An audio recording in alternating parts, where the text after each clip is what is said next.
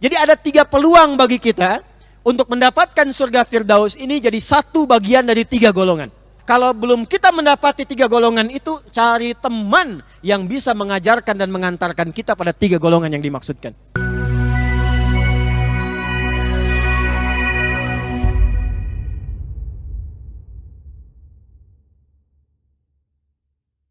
Surga itu tingkatannya ada 8 tingkatan. Sesuai dengan amalannya. Tertingginya ada yang viral dan kita kenal namanya dengan Firdaus. Surga apa? Itu tingkat tertingginya. Di situ berkumpul nanti orang-orang terbaik yang disebutkan di surah An-Nisa ayat 69, ada 4 golongan utama. Jadi kalau kita mau masuk ke situ, masuk satu dari bagian 4 golongan ini. Petunjuknya begitu. Perhatikan. وَمَنْ يُطِعِ اللَّهَ وَالرَّسُولَ فَأُولَٰئِكَ مَعَ الَّذِينَ أَنْعَمَ اللَّهُ عَلَيْهِمْ مِنَ النَّبِيِّينَ, golongan para nabi.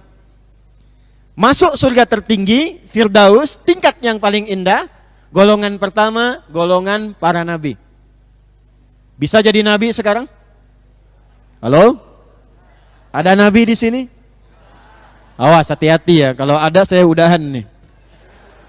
Sebab ada informasi dari Rasulullah SAW sekitar 15 abad yang lalu, kata beliau, nanti di masa depan akan ada yang ngaku-ngaku sebagai nabi. Kalimat nabinya singkat, padat, jelas. La nabiyya ba'di. La nabiyya ba'di. Tidak akan pernah ada nabi setelah saya, kata Nabi. Kalimat ini kalau kita lihat di ilmu balaghah, maksudnya apa? Ingin memberikan informasi akan ada yang ngaku nabi setelah saya wafat. Kalau ada yang begitu, katakan pada diri kita, langsung tolak. La, tidak, gak ada nabi setelah Nabi Muhammad SAW. Jelas sampai sini? Baik.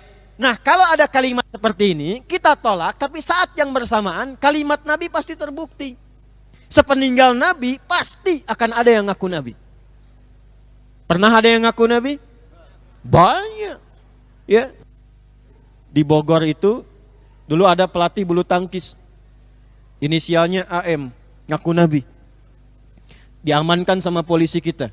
Ya, ditanya kenapa kamu ngaku nabi? Saya ke Bogor pak, dapat wahyu katanya. Anda bayangkan orang ke Bogor dapat talas, dia wahyu tuh. Bandung nggak ketinggalan, tukang cukur inisial S tuh, ngaku nabi juga. Ya. Puncaknya di Jakarta, karena Bandung nabi, Bogor nabi, Jakarta LE, malaikat. Di era sebelumnya pernah minta izin pada gubernur sebelumnya untuk mendaratkan malaikat Jibril di Monas. Bayangkan, kita di MUI pada waktu itu tuh luar biasa. Ya, diamankan sama polisi kita tuh, polisi luar biasa. Jangankan teroris, malaikat Jibril tangkap tuh. Diselesaikan. Jadi kata Nabi itu, akan ada yang ngaku nabi. Jadi kalau ada yang ngaku, kita nggak heran, karena Rasul pun dari dulu bilang begitu. Yang bikin heran itu, setiap ada yang ngaku, ada pengikutnya. Itu masalahnya. Kalau saya tidak keliru, ada S baru di Garut tuh kemarin itu. Ya, ada juga ngaku nabi itu ya. Maka hati-hati. Pertama, golongan yang masuk ke surga tingkat tertinggi Firdaus adalah kalangan nabi. Tapi kalau ada yang ngaku nabi, bukan Firdaus, neraka yang paling dalam. Awas, hati-hati. Ini golongan yang pertama. Sudah selesai dengan wafatnya Nabi Muhammad sallallahu alaihi wasallam. 2. Was-siddiqina, orang-orang yang membenarkan dan mengamalkan tuntunan agamanya. Orang-orang yang membenarkan dan mengamalkan tuntunan agamanya. Nanti kita bahas. 3.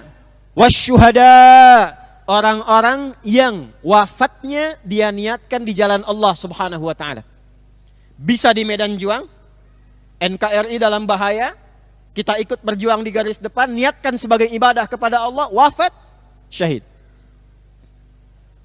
Bisa dalam konteks mengajar, ada ustazah sedang khatmul Quran, biasa mengajar belasan puluhan tahun, dan wafatnya pun oleh Allah diberikan dengan cara yang sangat indah.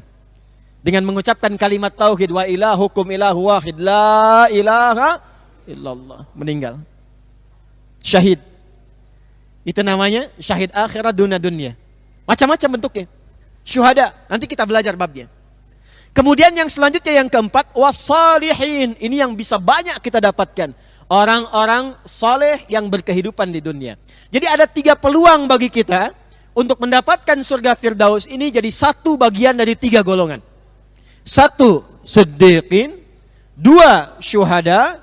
3, salihin. Wa hasuna ulaika rafiqa. Kalau belum kita mendapati 3 golongan itu, cari teman yang bisa mengajarkan dan mengantarkan kita pada 3 golongan yang dimaksudkan.